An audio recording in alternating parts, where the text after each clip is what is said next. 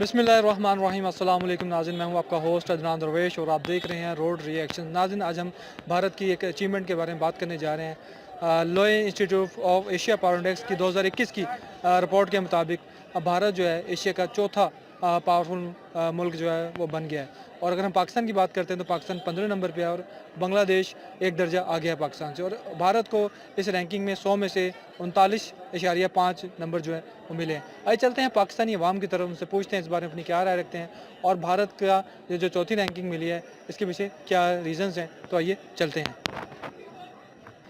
अस्सलाम वालेकुम। वालेकुम सलाम। सर, आपका नाम? मोहम्मद इजाज़। अच्छा एजाज साहब, मेरा आज का जो क्वेश्चन है, एक इंस्टीट्यूट है Lowy institute of Asia power index के नाम से है। 2021 की उनकी रिपोर्ट आई है कि भारत जो है एशिया का चौथा पावरफुल मुल्क है। तो इसके पीछे आपको क्या वजह लगती है? सर, इसके पीछे उनकी इंडस्ट्री लग रही है, उनकी एजुकेशन लग रही है, हेल्थ सिस्टम लग रहा है और बहुत सारी चीज़ें ऐसी हैं जो उनके मुल्क के अंदर है। वो सिक्योरिटी के मुतल्लिक़ हैं। वो दूसरी दुनिया को कायल करने के लिए काफ़ी हद तक कामयाब हुए हैं कि उनके मुल्क में इंडस्ट्री लगाई जाए, जो कि हम कामयाब नहीं हो सके किसी दूसरे मुल्क को कायल करने के लिए। ये वजह है कि वो आज हमसे बहुत आगे हैं। अच्छा, अगर मैं पाकिस्तान की बात करता हूँ तो पाकिस्तान 15वें नंबर पे आ रहा है और लेकिन एक जो बांग्लादेश है पाकिस्तान से एक दर्जा आगे है। तो इस सारे सिनेरियो को आप कैसे देख रहे हैं? सर, इसमें सबसे बड़ी वजूहत जो है वो ये है कि हमारी इंडस्ट्री, बहुत सारी इंडस्ट्री जो है ना वो बांग्लादेश शिफ्ट हुई है, बहुत सारी मलेशिया शिफ्ट हुई है। जो मलेशिया शिफ्ट हुई है उसका बांग्लादेश को बराह रास्त कोई फ़ायदा तो नहीं है, लेकिन जो पाकिस्तान से चलेगी उसका पाकिस्तान को नुकसान ज़रूर हुआ है। जो थाईलैंड में गई है, जो मलेशिया में गई है, इन्होंने इसके मुतल्लिक़ कोई एक भी इकदाम नहीं किया, जिसकी वजह से हमारी इंडस्ट्री यहाँ से मूव हो चुकी हुई है। मौजूदा गवर्नमेंट के बारे में आप क्या कहेंगे? मौजूदा गवर्नमेंट के लिहाज से इनकी एक्सपोर्ट में काफ़ी हद तक बेहतरी है, लेकिन अगर आप इंटरनेशनल मामला देखते हैं, वो इस गवर्नमेंट ने काफ़ी बेहतर और काफ़ी मुस्बत इक़दाम किए हैं। अच्छा, इंडिया को 100 में से उन्हें 39.5 जो है मार्क्स नंबर दिए उन्होंने। आपको क्या लगता है कि इंडिया पहले जो बहुत ज़्यादा ग्रो कर रहा है हर और दूसरे जो इंटरनेशनल इदारे हैं वो काफ़ी पॉजिटिव रिपोर्ट दे रहे हैं, तो इस रिपोर्ट का कितना और फ़ायदा होने वाला है इंडिया को? सर, ये बात है कि उनका जो पूरी दुनिया में उनकी जो एक कम्युनिटी है वो बहुत ज़्यादा मजबूत है। इसलिए उनके उनके यहाँ कोई बहुत बड़ा हादसा भी हो जाए तो उनको उस तरह नहीं दिखाया जाता जैसे हमारे पाकिस्तान में एक छोटे से हादसे को बहुत बड़ा कोई इकदाम दिखाया जाता है। ये वजह है, इसलिए पूरी दुनिया में वो फैले हुए हैं। उनकी हमसे ज़्यादा, बहुत ज़्यादा पूरी दुनिया में इंपोर्ट एक्सपोर्ट है, इसलिए लोग उनको तरजीह देते हैं। अगर उनका नंबर हमसे ज़्यादा अच्छा है, उसमें कुछ कुछ बातें किसी हद तक अच्छा भी है, ठीक भी है, उन्होंने बहुत अच्छे इकदाम किए भी हैं, लेकिन वो जो ज़्यादातर है वो ज़्यादा उनको फेवर दी जाती है क्योंकि बहुत बड़ी मार्केट है इंडिया। अच्छा, इंडिया की तरक्की में उनकी एजुकेशन का कितना बड़ा हाथ है? 90%। आईटी में पाकिस्तान ने भी काफ़ी तरक्की की है। अगर पिछले हम देखें ना तो 29% जो है ना वो हमारा ग्रोथ आई है आईटी में, लेकिन इंडिया की जो है वो 60% से भी ज़्यादा आई है। मैं पिछले दिनों एक रिपोर्ट देख रहा था, उसमें वो बता रहे थे कि आईटी की दुनिया में, दुनिया के जो नंबर 1 मुल्कों में ना इंडिया तीसरे या चौथे नंबर पर जा रहा है। तो उसकी वजह यह है कि गवर्नमेंट उनको बेहद सपोर्ट करती है और उनके लिए बहुत ज़्यादा इकदाम अच्छे कर रही है। अस्सलाम वालेकुम। वालेकुम सलाम। सर, आपका नाम? मेरा नाम दाऊद अहमद है। अगर हम इंडिया की बात करते हैं, अगर मैं इसी इंस्टीट्यूट की रैंकिंग की बात करूं तो इंडिया चौथे नंबर पे आ गया एशिया के पावरफुल मुल्क में। तो कितनी बड़ी उनके लिए अचीवमेंट है और क्या वजूहत लगती है इसके पीछे आपको? अच्छा, इंडिया के ना, मैं बेसिकली खुद इंडिया के कुछ लड़के हैं उनके साथ ही वर्किंग करता हूँ, ठीक है। आई थिंक वो लड़के मेरे से भी छोटे होंगे, ठीक है, मेरे से छोटे लड़के होंगे जिनके साथ मैं वर्किंग मिल के करता हूँ, ठीक है। अब मैं सोचता हूँ कि यार मैं कोई बिज़नेस करूँ, कोई अपना सेल्फ बिज़नेस करूँ, सर्विस देना बंद कर दूँ, क्योंकि अगर मुझे काम आता है तो मैं क्यों ना खुद अपना काम स्टार्ट करूँ, ठीक है। अब वो लड़के मुझसे छोटे हो के वो सब कुछ स्टेबलाइज कर चुके हुए हैं, अपना बिज़नेस सब कुछ बना चुके हैं और अभी भी उन्होंने एक वेबसाइट अपनी पाकिस्तान में लॉन्च की हुई है, एक वेबसाइट उन्होंने बांग्लादेश में लॉन्च की हुई है, एक वेबसाइट उन्होंने अपने इंडिया में लॉन्च की हुई है, ठीक है। 3 वेबसाइटों को वो होल्ड कर रहे हैं, ठीक है। और दूसरी चीज़ उधर की क्या है कि उधर के लड़के जो है ना आईटी में इतने एक्सपर्ट्स हैं कि मैं आपको बता नहीं सकता। लेकिन बेसिक चीज़ होती है कि आपका माइंडसेट कितना ऊपर तक जा सकता है। अगर मैं अपने नॉलेज के हिसाब से बताऊं तो एक प्रोग्रामर जो होता है ना, प्रोग्रामर वो टेक्निकल वे से सोचता है, बिकॉज वो सारी उम्र अपनी जो होती है जवानी उनसी होती है अपनी, ठीक है। मतलब कि लगा लें 17 साल से लेके और 25 से 30-35 साल तक वो प्रोग्रामिंग करता है, ठीक है।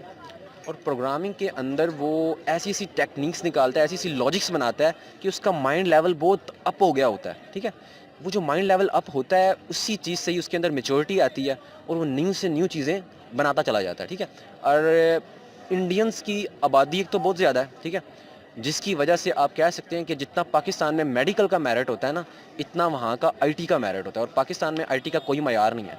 यहाँ पे हर यूनिवर्सिटी से 600 लड़का निकलता है और वो सब के सब लड़का अगर दोबारा ग्रेजुएट करके भी निकले ना, तो वो उधर का उधर ही होगा जहाँ वो पहले का पहले था।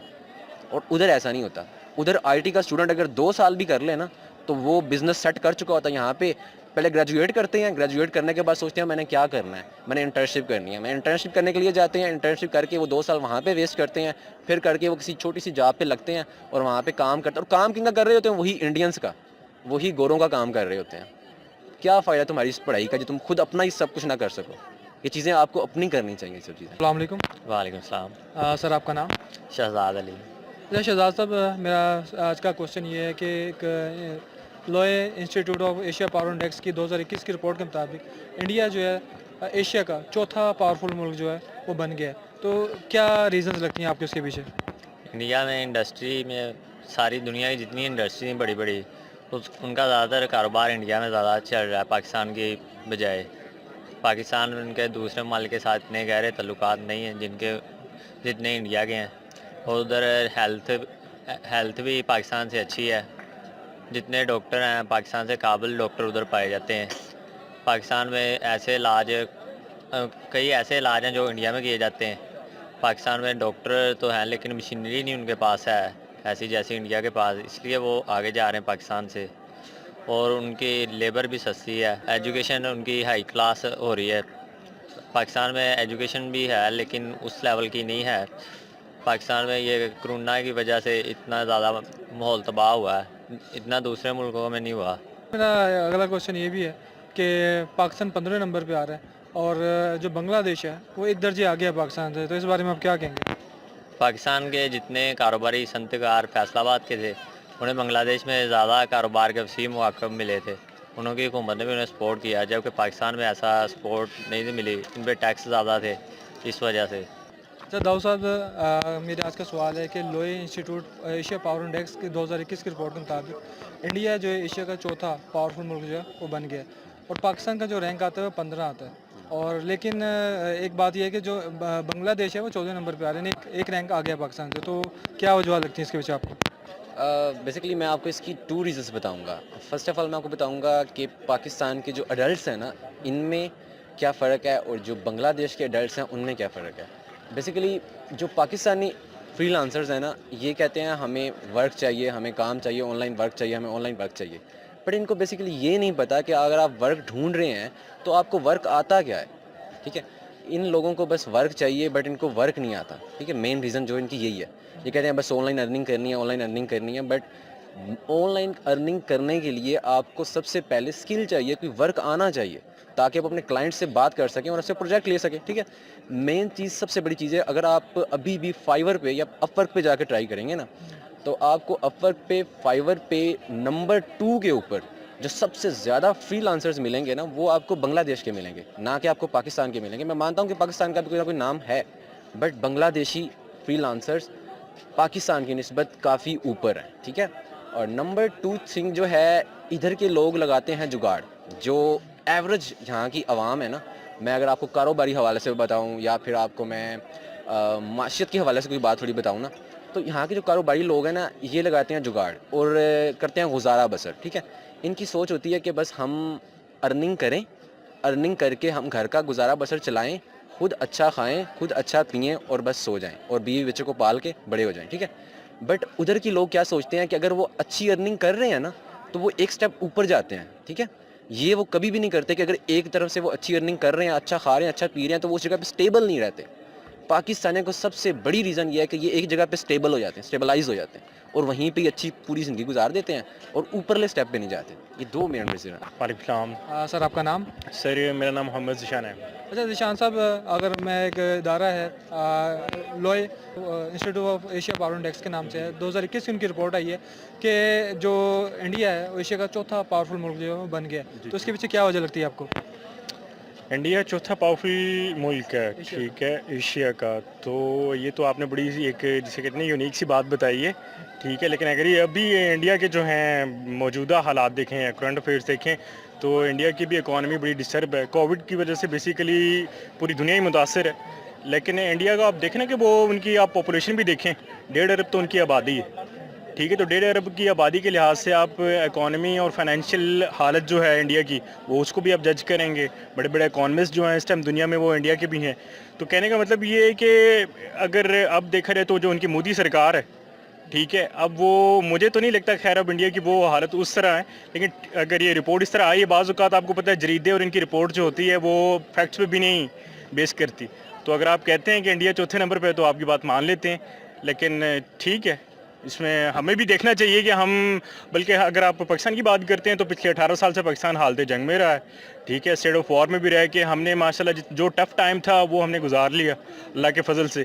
लेकिन इंशाल्लाह अब मुश्किलात को आहिस्ता आहिस्ता अब इमरान गवर्नमेंट में हम इस चीज़ को जिसे कहते नहीं कि ओवरकम कर रहे हैं इन मुश्किलात को। ख़ास तौर पे जो सबसे बड़ा मसला ही पाकिस्तान का क्या कहते हैं फाइनेंशियल जो है माली हालत जो है, ठीक है, इकनॉमिक कंडीशन जो है पाकिस्तान की वो पिछले 20 साल से बहुत अफेक्ट की है आपने। तो आज पाकिस्तान माशाल्लाह मुश्किल स्टेट से निकल गया और अब मैं ऑप्टिमिस्ट हूँ कि इंशाल्लाह आगे पाकिस्तान मज़ीद मुझे ये कि चार्ज लेगा।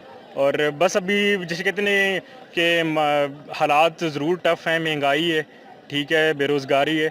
लेकिन मुझे यकीन है अल्लाह के आगे इंशाल्लाह हम एक दिन फिर अपना क्या कहते हैं वो चार्ज पकड़ेंगे। अच्छा, बांग्लादेश जो है पाकिस्तान से एक दर्जा आगे आ, तो उनको किस चीज़ का ज़्यादा फ़ायदा पहुँचा है? बांग्लादेश इस वजह से आप भाई कह सकते हैं, ये बात आपकी मानने वाली भी है और इस बात पे वाकई ये बात जेन्युइन है कि जो हम पिछले स्टेट ऑफ 20 सालों में हालत जंग में रहे हैं, उससे ये कि पाकिस्तान का जो इन्वेस्टर था, जो बड़ा बड़ा बिजनेसमैन है, तो बिजनेसमैन तो आपको पता है कारोबारी सोच से सोचता है, तो उसने अपना सारा पैसा जो है वो बांग्लादेश जो है वो वहाँ पे अपना उसने बिज़नेस सेट किया।